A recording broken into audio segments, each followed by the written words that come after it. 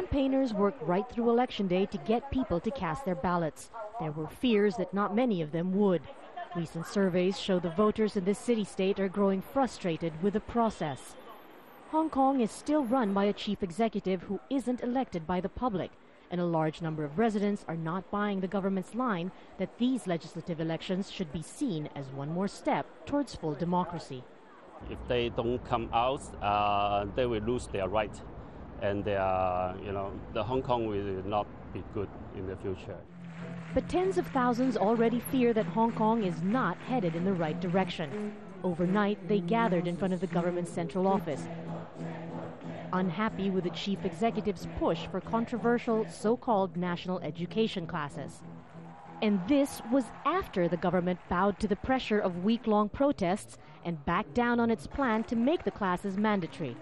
The classes were meant to teach patriotism towards mainland China, but protesters feared they would be used to instill propaganda for Beijing's ruling Communist Party. Foremost on people's minds here is how to keep their identity under China's one country, two systems policy.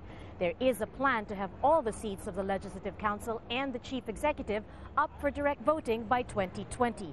But many remain wary, fearing this could be an empty promise and that their government is already leaning too far towards Beijing.